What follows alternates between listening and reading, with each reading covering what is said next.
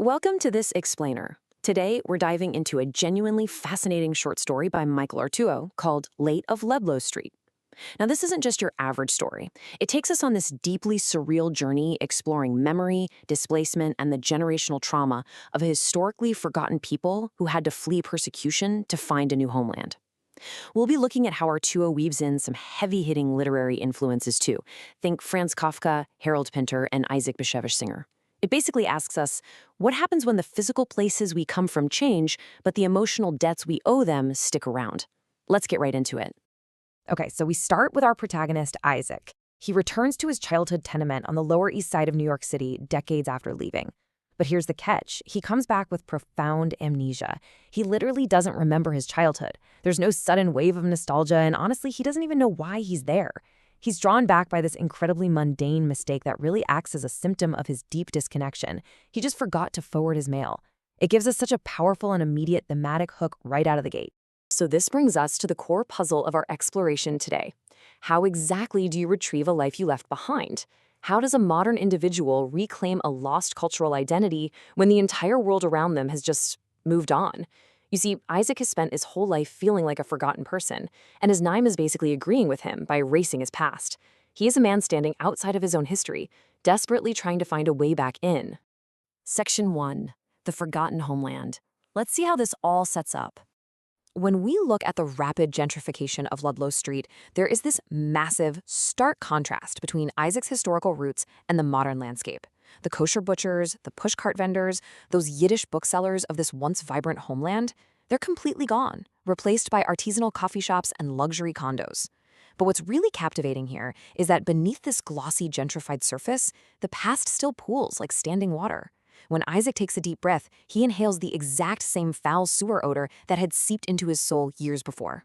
It's a brilliant way to sensorily anchor the theme of the modern Jew disconnected from their historical homeland, yet still totally haunted by its ghosts. Feeling entirely disconnected from his own history and unable to remember why he returned to his old address, or get this, even his own name at first, Isaac reduces himself to a classic Yiddish archetype, the schlemiel. He just wanders the streets like a first-class schlemiel. Think about it. He has no key, no ID, no proof he ever existed in the space he used to call home. He is quite literally locked out of his own past. Moving on to Section 2, Pinter and the Lottie. Once Isaac finally manages to get buzzed into the tenement, the narrative shifts drastically.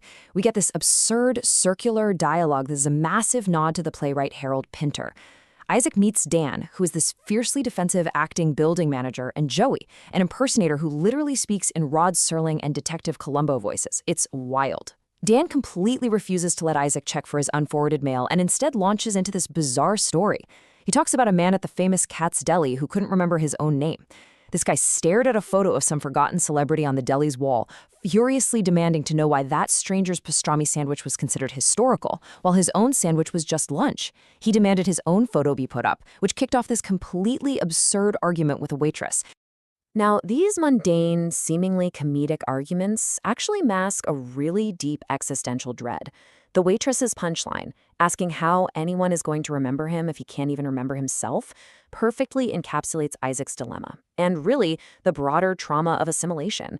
If you sever the ties to your own history and forget who you are, how on earth can you expect the world or your old neighborhood to hold a place for you? Which brings us to Section 3, Singer's ghostly postman. Unceremoniously kicked out of the lobby to the curb, Isaac chases down a phantom postman in navy blue pushing a squeaky mail cart. This plunges us straight into the mystical, folklore territory of Isaac Bashevis Singer.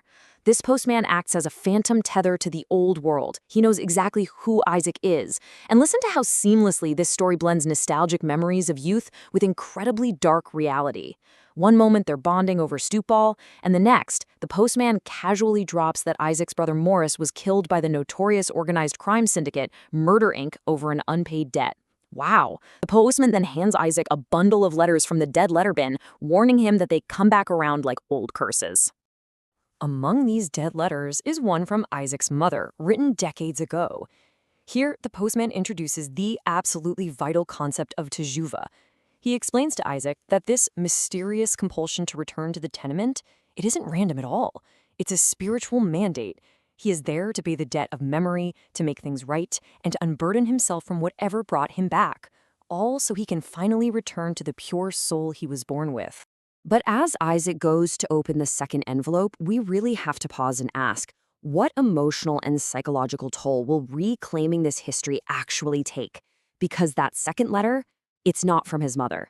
It is a retroactive municipal debt notice from the New York Municipal Debt Reconciliation Department, literally transferring his deceased father's outstanding debts directly into his name.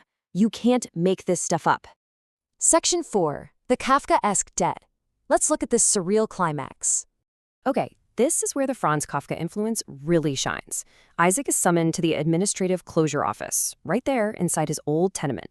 It's full of those inescapable Kafkaesque bureaucracies, where guilt is just assumed and the rules make absolutely zero logical sense. The whole sequence perfectly captures the sheer absurdity of institutionalized grief. Isaac is threatened with memory retention penalties if he doesn't comply. He's guided by Dan up this dark, Escher-like staircase, where the steps are marked with brass nameplates of forgotten people. In an office where clerks are literally typing on invisible keyboards, Isaac has to sign a completely blank receipt of consequences.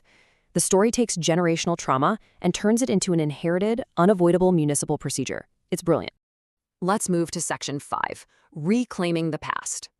The exact moment Isaac signs that blank receipt, he's handed a final notice stamped in bold red ink. You are now free to remember. Instantly, this overwhelming rush of sensory memories returns to him. The story describes it as bursting open like a rusted mailbox forced with a kitchen knife. He remembers Morris, the bully philosopher who quoted Aristotle. He remembers kissing Lillian, who tasted like bubblegum and library dust. He remembers his father's brief, precious laugh over overdue bills. And above all else, he remembers the eternal, fragrant smell of his mother's boiled cabbage soup. Suddenly, Isaac is right back in the lobby. Dan hands him a steaming bowl of that exact cabbage soup, apparently found upstairs, wedged somewhere between delinquent tax records and old bar mitzvah photos. By anchoring the heavy, abstract weight of trauma in the deeply sensory, physical taste of his mother's soup, Isaac achieves a triumphant and super-personal reclamation of his Jewish-American identity. As Joey the impersonator points out, Isaac is officially reinstated in the Book of the Remembered. As Isaac sits on the lobby floor eating his soup, his mailbox finally empty, we're left with a profound puzzle. In a world that is constantly overwriting its past with luxury condos and artisanal coffee shops, what debts do we owe to the memories and the struggles we've left behind? It's a haunting question that's going to linger long after you leave the streets of the Lower East Side. Thanks so much for joining me on this explainer, and I'll catch you on the next one.